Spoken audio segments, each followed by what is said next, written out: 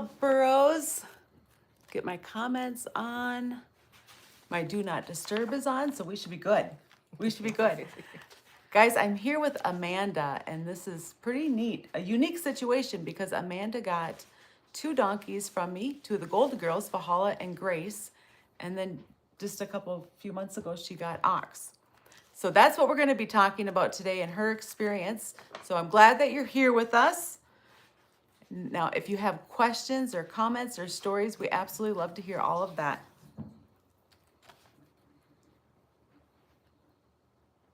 So what we want to focus on today is really what it's like having an animal that's been worked with and gentled or trained for a year. A wild donkey is what we're talking about. Versus having one that was just gentled for a couple months, because Amanda has been through both of these scenarios now. And then on top of that, all 3 donkeys have extremely different personalities. Valhalla is very nervous. Grace is pretty brave, but Grace's braveness looks like nothing compared to Ox, who it's like he was self-taming. Yeah, very much so. So I have notes. Do you guys know that I have a type A personality? I have notes? Yes, I do. See, I have notes. Okay. All right. So what is the biggest thing that stood out to you? Like maybe something that was shocking that stood out to you when you brought home Ox compared to bringing home Grace and Valhalla? Oh, and guys, this is Amanda, in case I haven't said that yet. Bringing the girls home was really different because I've only dealt with like horses, oxen, things like that. And so just learning the whole donkey personality was really good. And then comparing that to when we brought a wild home and just so many different little things. The girls like the affection, they like the attention, they want to be present with you. You've earned a little bit of their trust. And with the wild, you have to present yourself to, do I want to learn, have your trust or earn it? And it was nice to see both perspectives of it. I feel like I'm rambling a little bit. No, you're not at all. And this stuff is gold because there's a lot of people out there, Amanda, who are thinking about adopting or buying a wild donkey. And they're like, well, are they actually trustworthy? Will they actually ever become affectionate? Like, I really want to give them a hug. Like, that's my thing. I want to give them a hug, right? Yeah. So there's people out there that have worked with horses, but never donkeys. Mm-hmm. You worked with horses and oxen. What did you do with ox? I did a lot Ox of the donkey. My first cow was a dairy cow, and I wanted her to do everything. We had a dairy hog farm in Alaska, and I logged with her a little bit on small things. She was saddle broke, she was cart broke, she was my horse before I could have a horse, and they have similar personalities to donkeys, really. You learn a lot of the same ways. But a donkey is just, if you ever get a chance, it's definitely, they don't forget.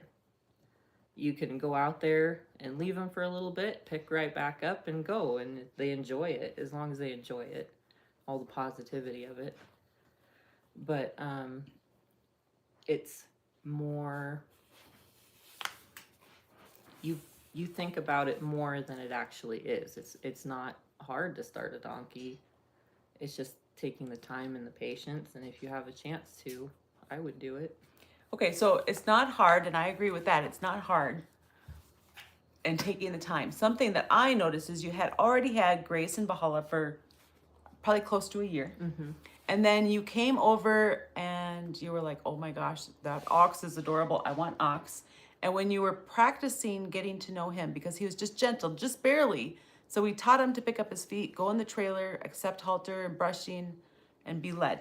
So he was doing just the very basic stuff. Mm-hmm. And then you came over to practice so he would do it with somebody besides who he learned to do it with. Mm-hmm. And when you were asking him for his foot, tell them what happened. I moved too fast. Definitely slower is faster. Take the time, and then when you ask a question, just give them the time to answer. With the girls, I could ask a question, get an answer faster. But with him, if you give him the time to think about it and do it, it's so positive for him, and it'll speed up with time. But Now, I want to point out that when she was asking Ox to pick up his feet, she was not moving fast. She just needed to move at like the quarter of a speed that she was moving. And you already were familiar with having to go slow, because even though Grace and Valhalla, they picked up their feet, they were good with the farrier, they were already doing that stuff. But then meeting somebody new, you have to slow down to gain their trust. And then a donkey that is so newly wild, then you have to slow down even more. Was it surprising to you how much you had to slow down? yes, and it made sense. Sure, when you sit back and think about it, you're like, Yeah. oh, yeah. But in the moment, I'm like, I am moving slow, but then you're touching a wild animal. Right? He's like, wait, those are my feet. I Yeah. need those. You're not biting. Are you biting me? Or are you touching me? So Yeah. You know, I've said it before. Dan and I have like a caveman video out there. Now, Dan and I have been married for over 30 years now, and you know, when there's a girl or a boy that you like and you go up and you want to take their hand, you don't just grab it, because they're going to be like, what the heck are you doing, right? But like, you know, like in the movie theater and the guy leans back and he goes like this and you look and you kind of give him that weird, and he's like, oh no, I was just scratching my head, right? Like it's the same kind of thing. You're doing all these little gestures with the donkeys. Like, how are you going to be if I start to act like I'm going to grab your foot? And they're like, I might be okay with it. So then you keep going, right? But if he leans away, it's kind of like the first kiss with the couple or something. Like, it might kind of seem silly, but it does get broke down like that. definitely, if you give them an opportunity to communicate and not rush, it makes so much more progress. Something that you said to me that really stood out was about she sends me a lot of updates, guys, and I love that. But she's so good with her words, right? I just want to copy Until and I'm paste. talking. Right, I get that though. We all get that, right? But so often when you send me a text with an update, I like want to copy and paste it. Like you talk about how they look at you with a stank eye. Yeah. Tell us about that. Oh, Grace has this amazing, nasty glare. When when the horse gets too close, she kind of gives them that nasty, stanky glare, and she says, "Try me." And when she gets frustrated about something, my daughter helps, because she's almost 10, helps with them. And when the donkeys get frustrated, they get a sour, stank eye, but they're peaceful and quiet. They're safe. But that glare is something else from Grace sometimes. It's like a mom glare. It is. And everybody the dogs okay, Grace is not happy right now. We're just going to head out. And they're funny. Their personalities and their expressions are pretty amazing. Yeah, they are. You also were telling me about walking with Grace or Valhalla next to your horse. Yeah. So I didn't realize that donkeys were afraid of horses as much as horses are afraid of donkeys. And Grace is brave. She has this try me look, and I have this big gelding. He's kind of a work in progress, and he can be a handful. And Grace is kind of cool and calm, because she's like, I can kick your butt, try me. But Valhalla is terrified. It's the plastic bag, it's the monster is going to eat her. And we've been working with it a lot, and we had a little bit of a breakthrough walking just her and the gelding, and it was good. It's not great, but building the confidence is key. And she's kind of a bubble kid. She likes her binky in her blanket and think about it. And but Valhalla used to suck on her tongue when she was here with us. she still does it. I thought it was a problem, like she was sick, and the vet pages on the thing, and no, it's a coping mechanism. Yeah. But it's hilarious. Hello, ma'am. Hello, sir.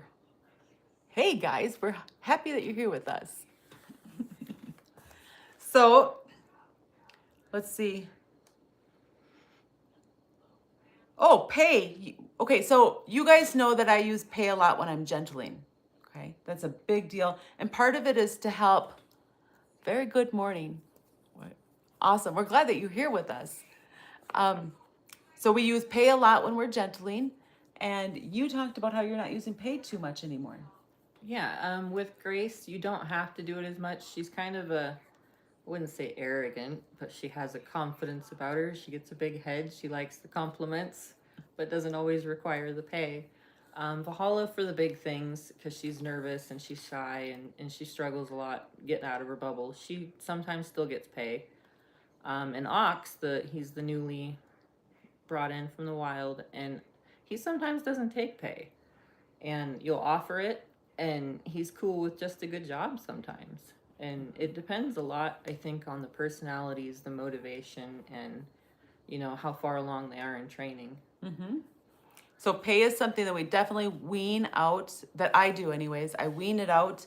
You definitely don't want to pay for the same thing every time. Otherwise, eventually they're going to start to expect it. So let's say I'm teaching one to lead. I want to get them to follow me. Because if I can get them to follow me, they want to be with me. It's going to make leading easier. Mm-hmm. To start with, I'm probably going to give them a pay every step, and then every 3 steps, and then, a quarter of the pen or half of a pen. And then eventually then I start teaching them to lead by following a loose lead rope. At that point, there's no pay. Mm-hmm. Okay. And you're noticing the same thing. You're weaning them off. Mm-hmm. And I don't know if you're doing that just because that's your natural tendency or because it's something that you and I talked about in the past, but...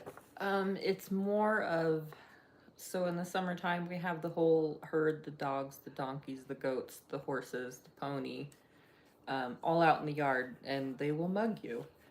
They see the treat bag, and they're like, oh yeah, it's go time. And so that was a big factor on weaning everybody off. I mean, everybody gets weaned off. But it's just natural. They build their confidence. The more confident they are, the less good job they need, Mm-hmm. And I feel like if you pay too much, it kind of holds them back a little bit. Mm-hmm. Or they don't want to perform or push themselves or gain the confidence. I guess it could take away the confidence a little bit if I can't do it unless they get paid. If it changes their motivation. Yeah. Absolutely. So to begin with, when we're gentling, the pay is the motivation to get them to be curious and interested about us, and then eventually that just goes mm-hmm. right away. Now, something else that we're going to talk about later on, having trouble with leading my guy. Whoops, let's see here. Having trouble leading my guy. Could care less about goodies, okay. And then I want to adopt a Doberman dog. Can you help me with this? Sorry, I'm not messaging you to bother you. Okay, so we don't do dogs. We are a 501c3. And we have donkeys to adopt. Okay, so no dogs, just donkeys, guys. Teaching your donkey to lead. So Ox was leading, just basic leading when he left, mm-hmm. and Valhalla and Grace were both leading well when they left. Oh, yeah. So what are you noticing, or what are you doing to try to help that along? The girls lead well. I don't really have to do too much. They give to pressure really good. But with Ox, it was, he's kind of an odd duck. He was excited to go and be led. I mean, it wasn't a lot of work. He's my odd, easy one. But the excitement. Grace loves the excitement of adventure. When we leave the gate, she's all game.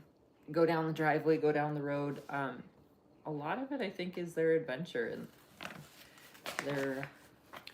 When she says adventure, what that makes me think of is a donkey needs to have purpose. So mm-hmm. if you're practicing leading, let's just say around the pen over and over again, a donkey says, why? Yeah. That's dumb. Okay? Yeah. Even though that we need to do that practice, right?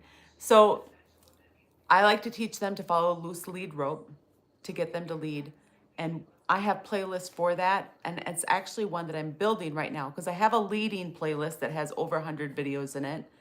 But I'm trying to tighten up. So I'm making another playlist So I have like one video about every step that I'm doing. So check out that playlist. I'll add it into the description after the go live today. But there's one out there that has like 3 or 4, maybe 5 videos in it. And then I also, for my members, when you want extra help, I have multiple membership tiers. You're one of my members. Yeah. Thanks for being a member. You're welcome. So we have multiple membership tiers. So some of you guys are out there and you're just like supporting the herd. Thank you guys so much. You guys help make all this possible. And then I have some where I'm doing field guides. So what a field guide is a lot of my videos are like 8 to 30 minutes, right?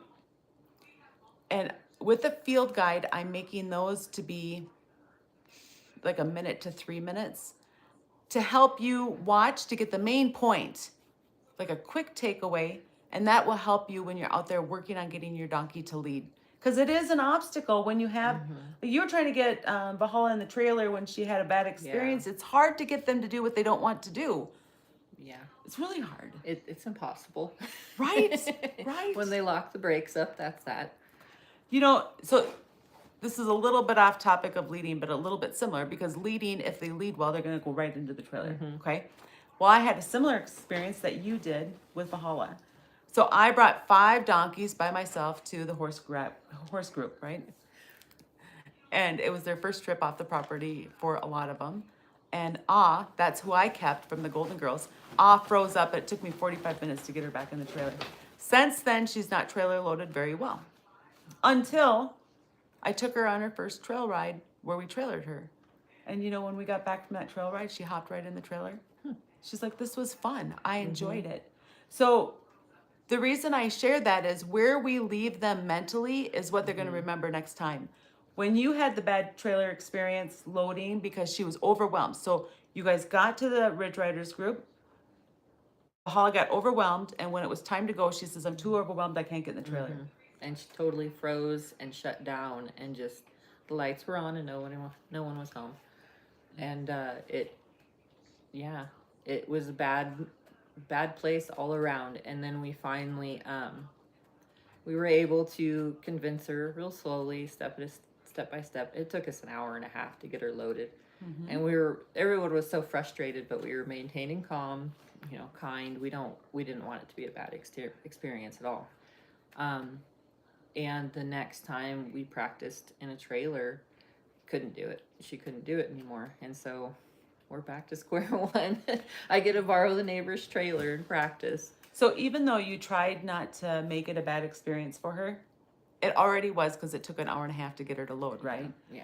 And so now what I would do if I was working through that, I would go grab her for her training session, put her in the trailer, no matter how long it took, or to some extent, make that a good experience, and then be done with her, or go do something that she finds fun. Yeah. Okay, so that's like sometimes just the only thing that you're working on, because we have to keep working on that to replace when they have a bad feeling, memory about something, and their memories are equivalent to an elephant. When they have a bad memory of something, we have to replace that memory. And what does it take, like 7 good things to get rid of one bad thing? There's some kind of science to that, guys. Holly needs like 10. Yeah. So then play with it. Go put her in the trailer 10 times and have that be her session. And then maybe you can report back to us how it went, like with the changes, right? Yep. Curious. Let us know if you guys have more questions. Now, look to see. I had more. You talked about Buck. So her horse Buck is a horse with he had a rougher start to life. Now you've been using the training methods that I use for the donks on him, and how has that gone? So Buck was a flying saucer. He was dangerous. He was super fearful, but he's incredibly smart. And so I started using the donkey methods, asking questions, moving slow, and it's night and day. He's a saint on the ground. Like, the 10-year-old can ask him to do everything all around. He's safe, he's kind, he's conscious, he's thinking. And before, he'd flip over backwards and shut down. And now the farrier that worked with him before, that knew him before when he was unhandleable, he says this isn't the same horse. And when you say flip over backwards, you mean that very literal, don't you? Literal. He would kaboom and on his back, on a fence, on somebody. And when I first got involved with him, I was like, gee guys, I don't know. And they asked me to try, because he was either that or he was going to be sent off. And I get kind of emotional. It works. I mean, asking and waiting for them to process it and give them a chance to respond is huge for an intelligent animal. It's huge for anyone, really. Building that confidence and knowing that they're not going to be forced or hurt, or in a wild would especially be, is this thing going to eat me? And so totally, I would recommend it for anything. So when you take what you've learned with the donkeys and you applied it to a horse, let's tie this all back to somebody who's thinking about bringing home a wild donkey. What do you think they should know if they're thinking about a wild? How to slow down, ask a question, and be patient, I guess. Be patient and wait for it, huh? Yeah, because you can't, what is the adage? You can't force a square peg into a round hole. Yes, yes, I have heard that one before. All right, I was just checking to see if there's any more comments up there. Now, another thing that we talk about, guys, is motivation, right? Now, you told me that your motivation to be out there is kind of like it's how you get your sanity or keep it. They're quiet. They don't ask questions. They don't say mom 100 times. There's a piece about a donkey that's pretty.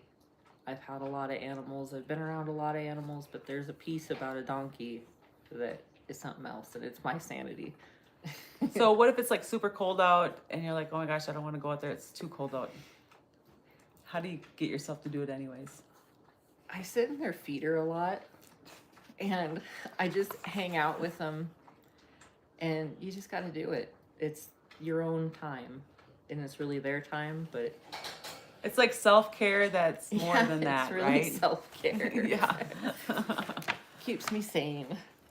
Now, we were talking more about the motivation, and Buck Brannaman, I have his movie, and you like to read his books, right? So I put a link in there. What stands out to you about his books? It's the quiet approach. Don't work the animal. If you're angry, your own ness will mess up there, because they feed off of you. They're looking for a leader, and if you can't lead them peaceably, quietly, calmly, They're not going to trust you they're to be not their going leader. to trust you to be a leader. They really want your resume. Yeah, they do. They're not going to trust that I said she has a good resume. They need to see it for Yeah. theirs. Yeah, for And themselves. that was something that stood out when bringing a fresh wild home. They kind of look at you like, why do I need to follow you? So I brought him over for you, and I think it was the next day. You said he's acting food aggressive. So I came over to check to see if there was something going on.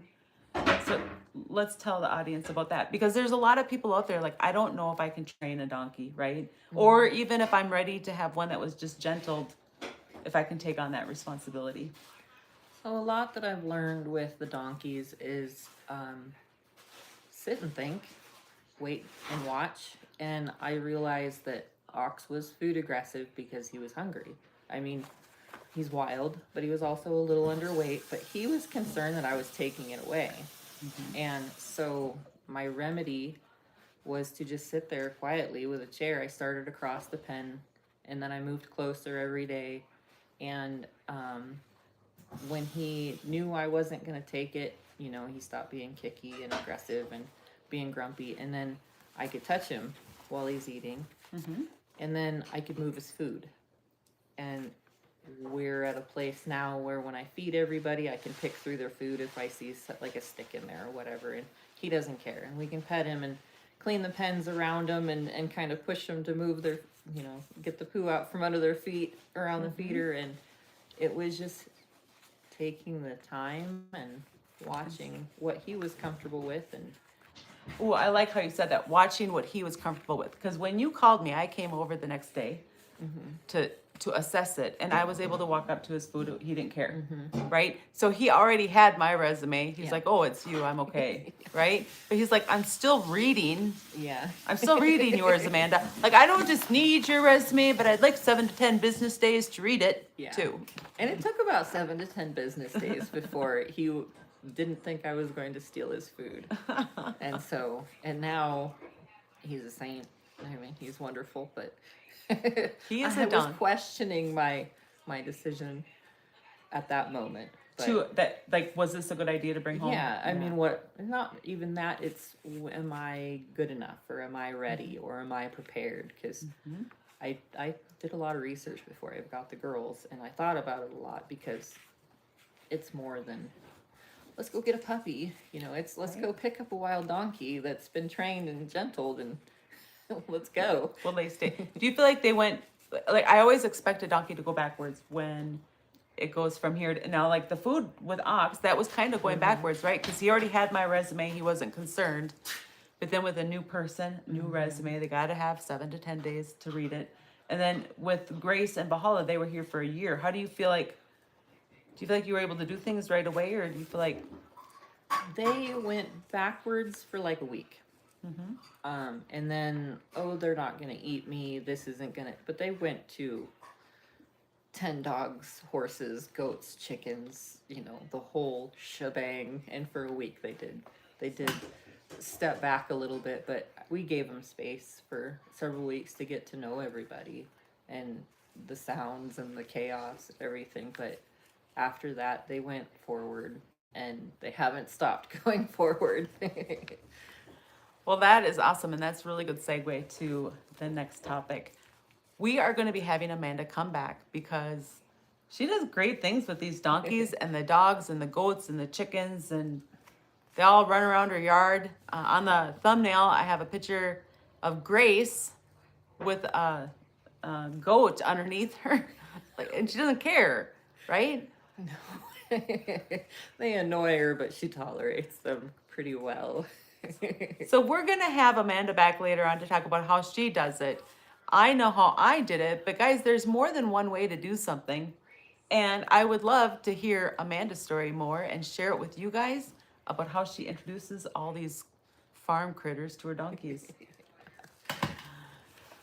All right, if you guys enjoyed watching Amanda here, make sure you give us a thumbs up, share this with your friends. We want more people to have good experiences with their donkeys and good communication, right? It goes both ways.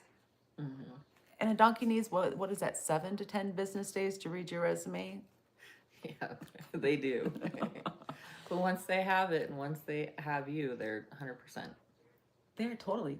We were talking this is really for the dog one, but sometimes I'll bring Calamity Jane into the wild pen with me while I'm cleaning the pen, and I haven't done it for a while, but I'll just tie her to me so I know that she's safe. But Seamus, when I had Daphne here still, Seamus would come stand in between. If it was me, Calamity, and then Daphne, Seamus would come stand in between Daphne and Calamity. It was like he was protecting her.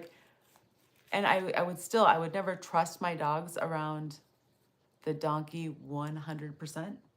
But I'm guessing you guys are going to enjoy that topic later on, and we will have you back. Yeah. All right.